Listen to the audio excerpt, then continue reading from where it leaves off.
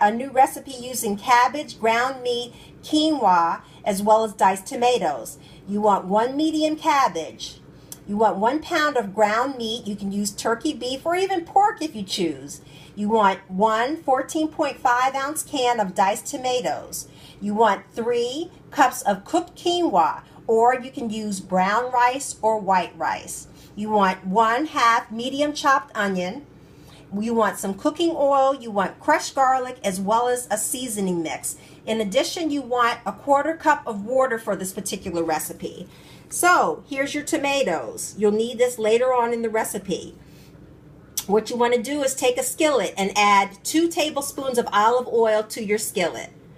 Then you want to take your ground meat. This particular case, I'm using ground turkey. You add that to the pot or to the skillet where your oil is. Then you want to take your chopped onion and add your onion to the pan with the turkey.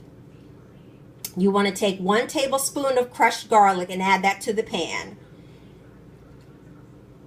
And then here you go. Here's the turkey in the skillet with the crushed garlic with the chopped onion as the oil and the oil that you put in first.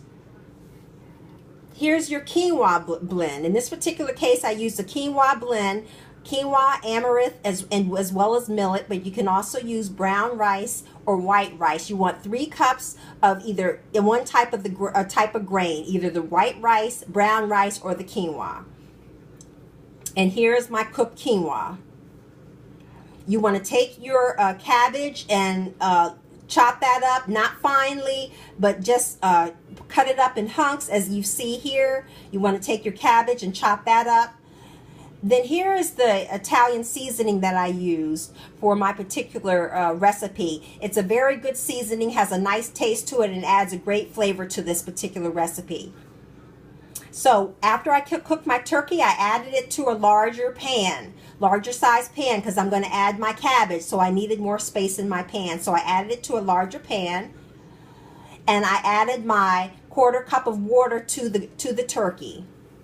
Then on top of the turkey, I added my cabbage. So I put my cabbage on top of my turkey.